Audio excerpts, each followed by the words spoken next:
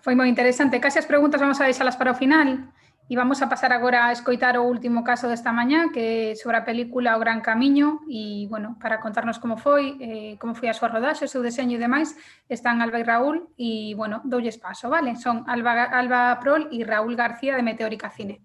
Adiante. Hola, moi boas, grazas, Uxía. Hola, que tal?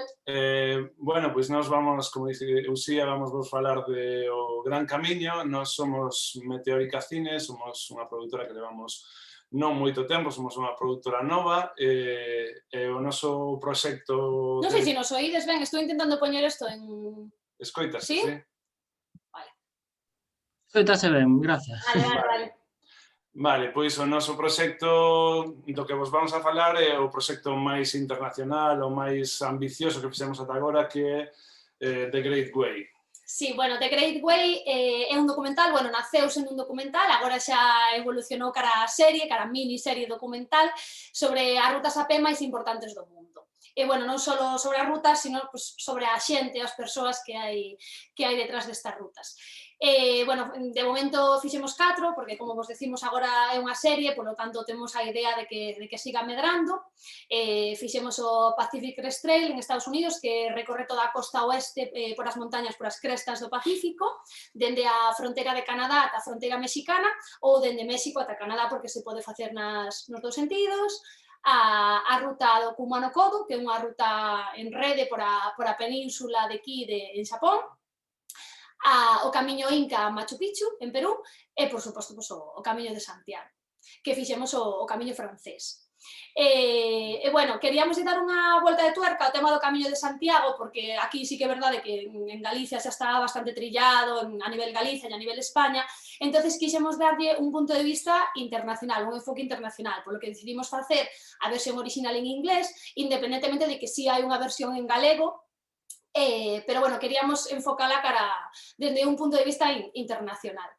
Sí, queremos contarvos un pouco como foi a produción, como levamos a cabo a produción, e basicamente vamos a tratar dous aspectos, non? Por unha parte, cales son os condicionantes de rodar fora un documental en 4 países distintos, non? E por outra parte tamén nos gustaría falarvos do tema da distribución, que é unha cousa que nós tamén estamos aprendendo sobre a marcha. Realmente o documental, facer este documental, esta serie documental, é un aprendizaxe para nós, porque sempre traballamos para produtos máis preto, pois xeralmente para a Televisión de Galicia, algunhas cadeas tamén da Forta e tal, pero este é o proxecto que pensamos xa a nivel, vamos a intentar chegar a canles de fora, non? máis se aprende dos erros que do que faz ben, non? Entonces gustaríanos tamén tocar temas que ao mellor non acertamos de todo, pero que o tempo que fomos aprendendo, non? Gravámoslo como vos decía Alba, gravamos en 4 países, ademais de España, gravamos en Estados Unidos, gravamos en Perú e gravamos en Xapón, e cunha pandemia polo medio, como nos tocou a todos, non? Entonces paramos a grabación cando estábamos gravando precisamente o Camiño de Santiago, e iso tamén condicionou, pero por outra parte, como veredes, tamén tivo algunha ventaxa, non? Precisamente por ser un proxecto así, entre tantos países, máis ambicioso, pois tiñamos clarísimo que se queríamos sair desta, sair ben, tiñamos que dedicar moitísimos meses, moitísimo tempo á preproducción, non? Cando eres unha produtora, canto máis pequeno eres, pois máis tes que dedicar tempo á preproducción, porque calquer imprevisto despois vaiche supoñer diñeiro, e o diñeiro nun proxecto onde o diñeiro xa é axustado de por sí, pois supón problemas, non? Entonces, o primeiro que vos vamos a falar é dos condicionantes que supuxo para nós, ou que supón en xeral, rodar fora, non? Podemos empezar polo tema do orzamento, que ao final é un dos condicionantes máis grandes. Sí, é importante o tema do orzamento. Bueno, nós comezamos o proxecto con un orzamento moi baixo para un documental deste tipo, pois, como decimos, un documental internacional en 4 países, entonces para ese tipo de proxectos era un documental de baixo orzamento, un presuposto moi pequeno. Financiámonos en parte con con axudas, pois pedimos unha axuda Xunta de Galicia, despois que nos concederon, outra Deputación da Coruña, porque, bueno, estamos en Santiago, etc., tamén nos la concederon, e tamén conseguimos unha prebenda a TVG.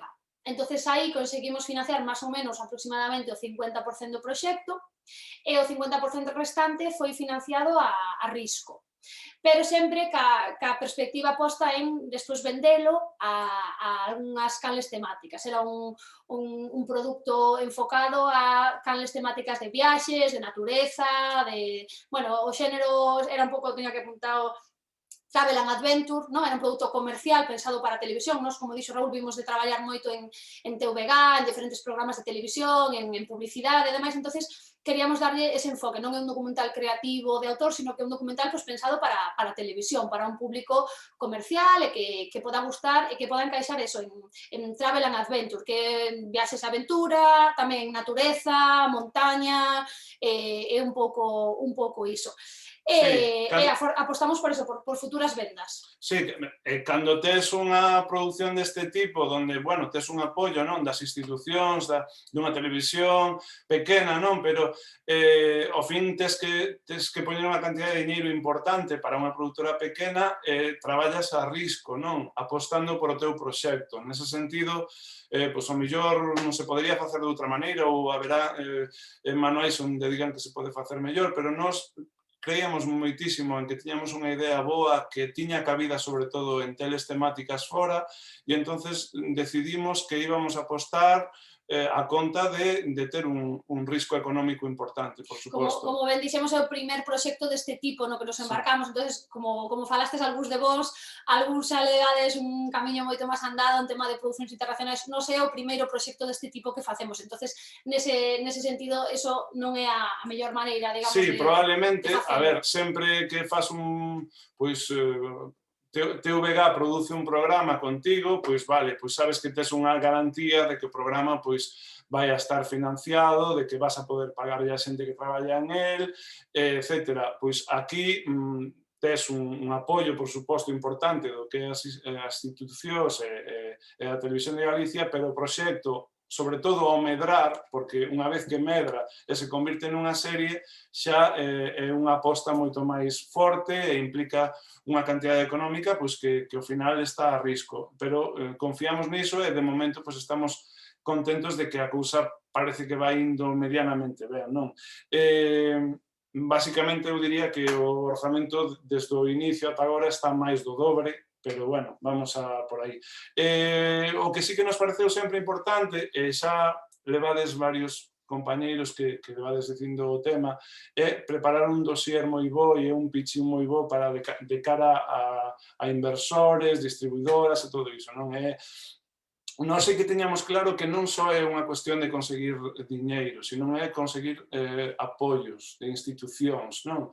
De institucións, de entidades, de empresas privadas. Se consigue o apoio, ainda que non sexa económico, se consigue esa implicación de moita xente no proxecto porque o sabes vender ou porque o proxecto é atractivo, porque ten unha idea bonita, ao final iso é unha carta de presentación. Se tes ese apoio, estivas a falar cun decision maker, non? Unha persona que toma decisións importantes e aí xa tes unha carta de presentación. Mira, teño estes apoios e nós, nese sentido, bueno, estamos moi vinculados ao mundo da universidade, somos os dous profesores e tamén ao mundo da docencia nos ciclos formativos de imaxe e son e entonces, nese sentido, pois conseguimos pois implicación desas entidades formativas, pero nos quedamos aí, buscamos implicación tamén de universidades de outros países, de entidades de moitos outros países, e iso foi nos como enchendo unha carteira de contactos e de apoios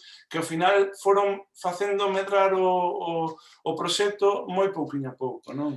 Sí, bueno, o proxecto foi medrando, como vos dixemos, comezou sendo simplemente unha longa documental, agora evolucionou un pouco a serie, que despois vos explicaremos en detalle como foi este proceso, pero bueno, isto implicou, por suposto, como estamos falando de orzamento, isto implicou un aumento do orzamento, o sea, un encarecemento, desde dobraxe, subtitulado, máis, obviamente, máis horas de metraxe, porque agora temos unhas 3 horas e pico, cando iba a ser unha longa en torno a unha hora, agora son 3 horas e pico, polo tanto, máis horas de metraxe, máis horas de edición, subtitulado, traducción a varios idiomas, etc. Entonces, todo isto, bueno, pues encareceu un pouco, pero, bueno, tamén tivemos o COVID de por medio, que tuvo cousas malas, pero tamén tuvo cousas boas, como, por exemplo, pues estas xornadas en liña que empezaron a ser máis comuns, podemos facer a dobraxe con voz en off nativo inglés online, fixemos dobraxe desde a casa, tamén en estudios de postproducción, pero tamén fixemos moitas cousas online, e, bueno, pues eso tamén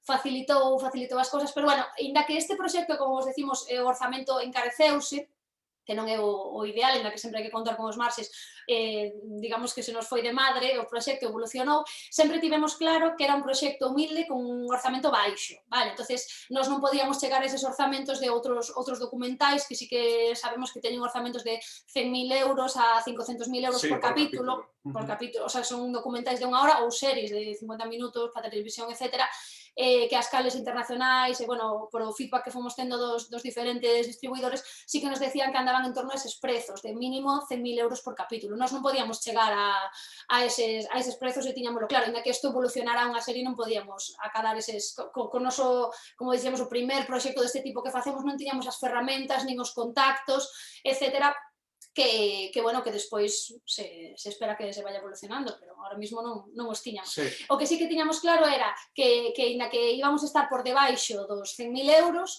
non iba a deixar de ser un produto atractivo, estéticamente moi visual, como falastes algúns dos compañeiros, tanto no pitching como no dossier, como no pequeno teaser ou trailer ou pequena peza audiovisual que mandas a estas distribuidoras e que ensinas nos mercados, etc. Tiñamos claro que esta peza tiña que ser moi atractiva, visualmente moi potente, ser un produto pues, moi comercial, moi internacional, como tamén dixestes antes, que non sea solo para Francia ou solo para España ou solo, o Camiño de Santiago, pues o típico, para Galicia calidade, non sei que, no, ese rollo non o queríamos que fora unha cosa moi internacional, con un punto de vista internacional e moi potente a nivel visual. Entonces, inda que fora de baixo orzamento, queríamos que fora atractivo. Sí, ao final a sensación que dá ou que nos transmiten que dá, sobre todo despois de ter pasado quality controls, que veremos o que son, pois está ao nivel dunha produción que parece que ten máis presuposto do que ten por capítulo. Do que realmente ten. E iso, pois, estamos orgullosos nese sentido. Outra das condicionantes do que supón, ademais do orzamento, que é o que condiciona basicamente todo, outro dos condicionantes é o equipo humano, e o feito de facer unha... Que tamén está condicionado polo orzamento, por suposto, non? E o feito de facer unha produción internacional, pois xa che implica tomar decisións que son moi importantes, porque tens que facer números e decir, vale, se teño que desplazar o meu equipo de aquí prácticamente desde Santiago de Compostela, o 75% do equipo é galego, non? Pero hai moita xente que decidimos que fose dos países autóctonos onde fomos, porque senón non nos saían os números, non? É certo que Chelo Loureiro comentaba que os soldos e os cachés fora son moi superiores e nós vivimos nas propias carnes e ademais... Son superiores nos países dun nivel económico máis alto, Estados Unidos e tal. Xapón, en Perú son máis baixos, pero en Xapón e en Estados Unidos son infinitamente superiores e, por outra parte, tamén o aluguer de equipos, se alugas ali equipo técnico, tamén os prezos son superiores. E todo iso vai incrementando, non? Entón, tivemos que buscar un pouco o punto medio do equipo que forma parte do documental, que maioritariamente é galego, e despois a xente que contratábamos ali para vir de operadores de dron, bueno, de produción e todo, non? Entonces, iso é un dos condicionantes máis grandes, non? A ventaxa, ao final, é que aforras un pouco de diñeiro se o faz ben, e ten outros inconvenientes tamén, non? Sí, bueno, no noso caso o tema de aforro económico era necesario porque tiñamos baixo orzamento, pero ten outros inconvenientes. Claro, por exemplo, desde o primeiro máis obvio, pois o tema do idioma, inda que nós sí que falamos inglés, non, pois a veces tes barreiras, non, culturais, máis que idiomáticas tamén, pero a veces, además do idioma, tes barreiras culturais. Por exemplo, en países como Xapón, donde falamos todo en inglés, sí que había unha gran barreira cultural, porque teñen unha cultura, valga a redundancia, moi diferente a nosa, e son moi ceremoniosos, moi extremadamente educados, entonces sí que había veces que era difícil a comunicación, os códigos sociais son diferentes, o seu lenguaxe corporal é diferente, entonces, bueno, pues, o idioma e a cultura obviamente son inda que a baratas costes, pues tamén tes ese inconvinte. Despois, a maiores, obviamente, este equipo pois non é o teu equipo de traballo co que traballas habitualmente.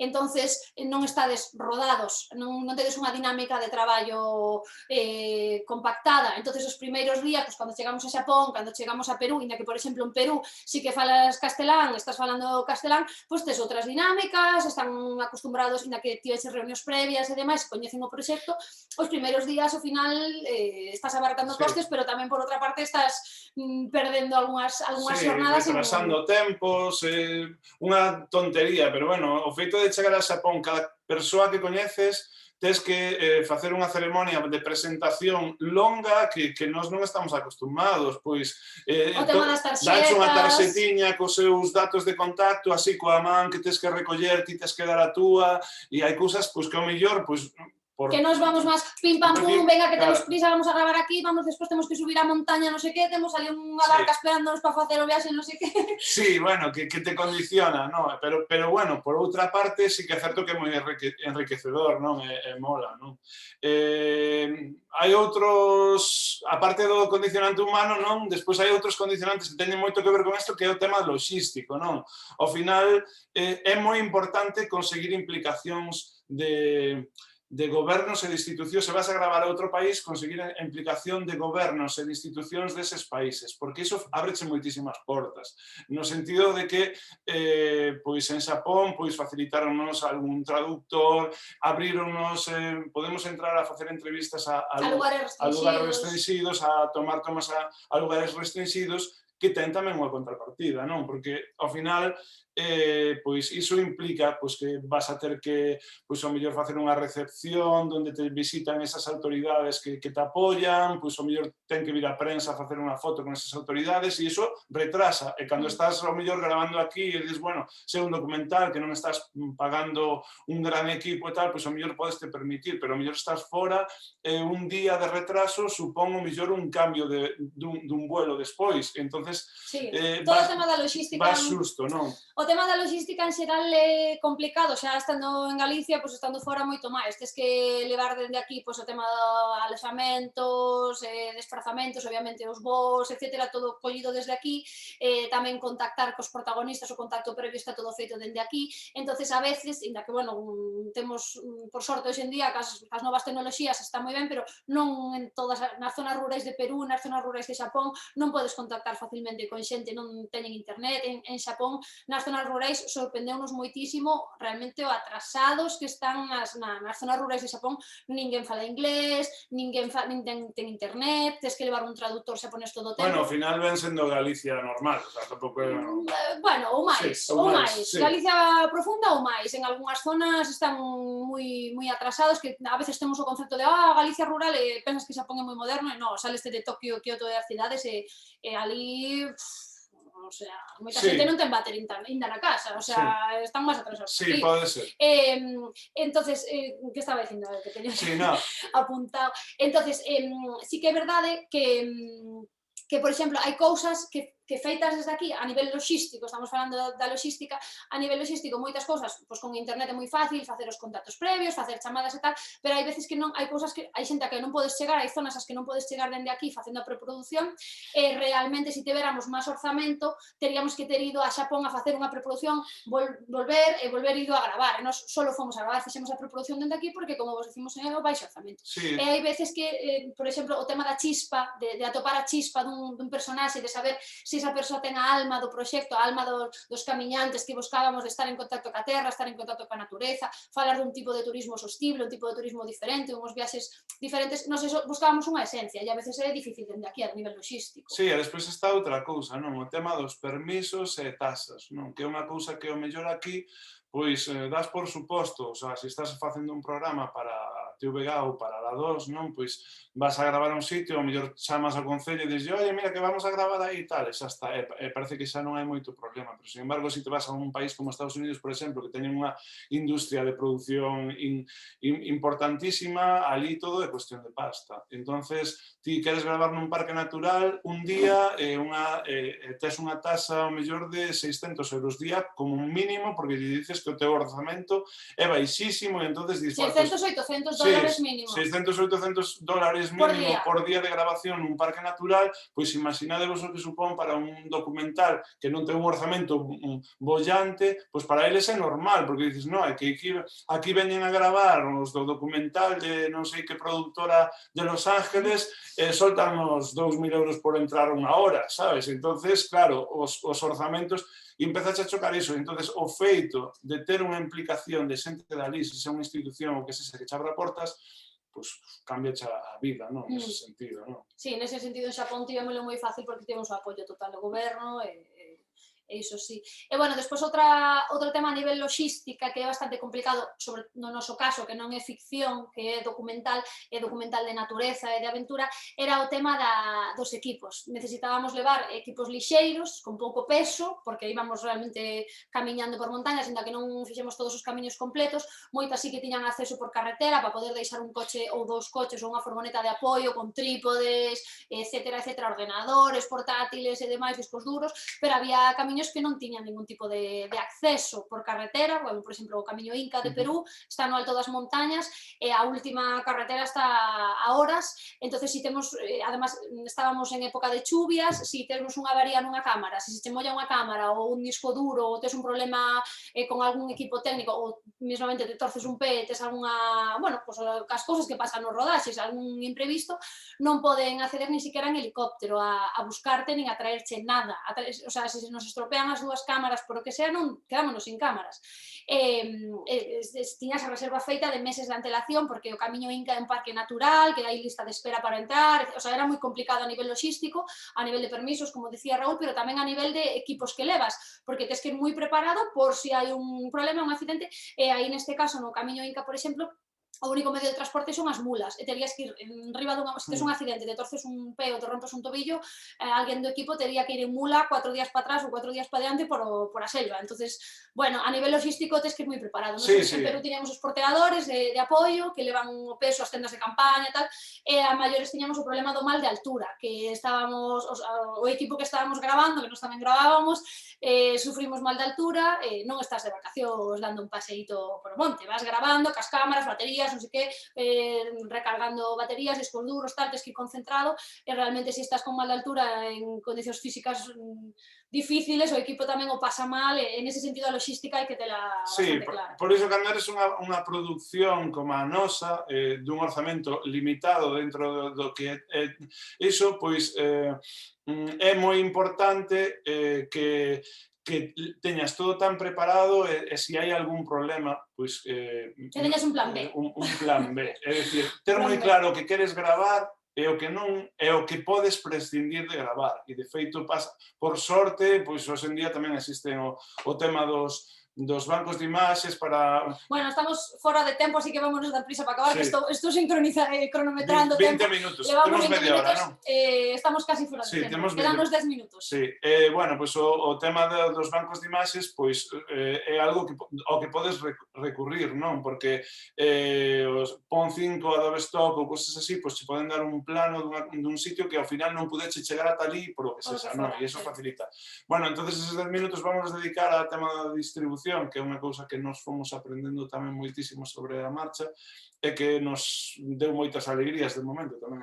Sí, como vos contábamos, isto empezou sendo un documental, inda que dende o principio tiñamos a idea de que realmente funcionaría mellor como serie, porque un país por capítulo tería moito máis sentido, non pensábamos que fóramos capaces de chegar a ese nivel de producción, pero bueno, fomos evolucionando e, bueno, a idea inicial que tiñamos, como vos decíamos, era contar con axudas públicas, como ao final contamos, e facer algunha venda a TVG, como ao final tivemos, e despois, unha vez estivera rematado o produto, tiveramos un teaser ou un tráiler bonito, atractivo e chulo para mostrar, intentar conseguir unha distribuidora, a poder ser internacional, claro, era a nosa idea, e se non, pois española, unha distribuidora que non lo movera por diferentes canles de televisión de travel and adventure, no? Viaxe, aventura, natureza e demais. E, bueno, a pandemia, neste sentido, axudounos un pouco porque podemos ir a máis mercados e máis festivais, que tamén estivestes falando antes os compañeros do tema dos mercados, podemos ir a máis mercados porque este ano foron todos online. Entonces podemos acceder a máis dos que teríamos, e máis baratos tamén foron, que as entradas valen moito dinheiro, que deso nunca se fala para os estudiantes que estades oindo, son moi caros, carísimos. Entonces, ao final, pues, abarataron precios, moitos reduciron precios, foron online, etc. Entonces podemos ir a máis mercados dos que teñamos pensado nun inicio, e polo tanto podemos chegar, ao final, grazas a que mandamos un trailer, fixemos un dossier moi atractivo, en inglés, todo en inglés, por suposto, e ao final, pues, petamos en moitas portas e conseguimos falar con moitas distribuidoras internacionais e ao final pues, tuvemos varias que se interesaron por o proxecto e podemos de feito eleximos nós, porque tiñamos varias propostas sobre a mesa e eleximos con cal nos queríamos ir. De feito, bueno, buscamos que tivera moito potencial para a venda, que foran as máis grandes posibles, máis comerciais posibles, e ao final pues, estamos con a que ten, bueno, alemana, inglesa, holandesa, ten base, o sea, chamase Of Defense, ten base en Londres e en Ámsterdam, pero é parte de ZDF Enterprises, que falou antes... Sí, é propiedade de ZDF, é unha empresa subsidiaria de ZDF. Alemana. Sí, da alemana, sí. Bueno, de feito acaban de producir Of Defense, además de distribuir, tamén produciu o documental de My Octopus Teacher, Lo que el pulpo me enseñó, que está ahora en Netflix, e acaba de ser nominado onte, preseleccionado para os Oscars. Entonces, bueno, pues conseguimos chegar a unha distribuidora, digamos, de primeiro nivel, que nin en soños contábamos isto ao principio, non en soños sí, pero non contábamos chegar a tantas para a distribución de todo o mundo, e despois contamos con unha francesa para algúns territorios, que tamén falastes moito dos franceses, e tamén tiramos un poquinho por aí. Pensando tamén en futuras coproduccións, pois tamén nos buscamos empresas que tamén estivesen interesadas en coproducir. Para futuros capítulos, porque, como vos dixemos, a idea é que sea un formato que poda medrar e que poda seguirse facendo no tempo. Sí, pero o feito de contar con empresas así tamén que che dan outro nivel e che abren outras portas, pois nós non vamos a negociar con ninguna plataforma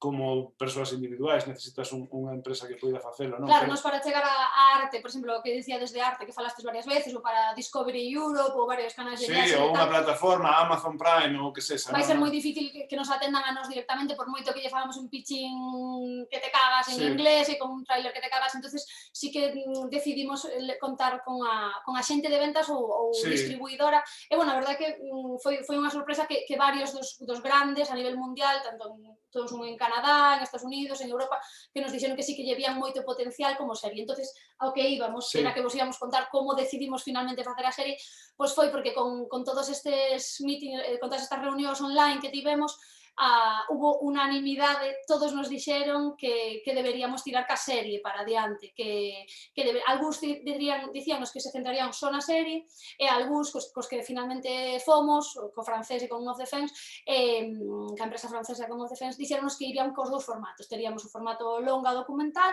e o formato serie, entonces van a intentar vender os dous, pero eles apostan por a serie. Sí, que pasa? Que isto tamén che exixe unhos niveis, e entrar noutro mundo que atado agora pois non experimentábamos esa maneira. Nós tiñamos o noso propio control de calidade dos nosos produtos, queríamos que saísen ben, que fosen tal, pero finalmente agora temos outros requisitos, e que estas empresas che piden uns quality controls, uns quality checks, que son estratosféricos, o sea, revisan punto por punto calquera cousiña, pasan uns controis de calidade que seguramente os das grandes produtoras que estades escoitando xa estades fartos de facelo, pois pero para nós son cousas novas. Entonces, revísanse punto por punto un montón de apartados, tanto de códex como de parámetros técnicos. Tes que pasarnos unha serie de quality check que son controles técnicos, con unha serie de parámetros, pero segundo a segundo, frame a frame, todo isto retrasou un par de meses a produción, pero ao final daste conta de que sí que tes un produto que se pode emitir en calquer lugar do mundo, porque calquer distribuidor, calquer empresa que o poida emitir lle vai a pasar ese control, por iso non se exixen tanto, pero ao final sí que mereceu a pena, non? Retrasou a postproducción porque tiñamos, despois no verán retomamos, despois da cuarentena retomamos a grabación do Camiño de Santiago, rematamos e no último trimestre tiñamos pensado ter rematadísimo a edición e a postproducción e ao final, bueno, pues rematamos a finais de decembro, agora en xaneiro ainda estivemos dando os últimos retoques, bueno, ahora xa estamos en febreiro, pero a miña mente ainda sigue en xaneiro. E agora o mes de xaneiro foi cando empezou a botar a andar o proxecto, o sea, que ainda estamos en plena comezando a distribución, ainda estamos en unha etapa moi temprana. Sí, ademais decidimos finalmente, tamén por consellos e todo iso, que o que é o documental longa, non a serie, pero si o documental longa, que poderíamos intentar participar en festivais especializados. Foron os da distribuidora internacional, foron os que nos animaron a a versión longa, tamén, eles ven que ten moito máis potencial de venta a serie, pero que a versión longa sí que podería dar cabida en festivais de cine, sobre todo co xénero, que teñan a sección, non nos grandes festivais de cine documental creativo, sino en algúns que teñen o xénero de travel and adventure, aventura, viaxes, natureza, e, bueno, de momento a verdade que nos dixeron tamén que podería axudar incluso ás vendas, non? O feito de ter seleccións, de ter premios e tal. Levamos un mes e pico con isto, estamos flipando un pouco co tema. A ver, é que isto para nós é unha constante aprendizaxe, como vos decíamos, estamos acostumbrados a traballar en Galicia con proxectos, bueno, pues máis pequenos, televisión, comercial, publicidade, documental e tal, pero non a nivel internacional, e a verdade é que tampouco sabíamos que había un nicho específico de festivais especializados, entonces, ao final tamén o que dixetes algún dos compañeiros que dixestes que estamos de acordo que hai que especializarse, que estamos fora de tempo xa. Vale, ya sé, pues nada. Bueno, esto de volta. Moitísimas gracias por ser tan generosos e contar todo este estudio de caso dende o principio, ¿no? E como foi crecendo este proxecto e como foi cambiando.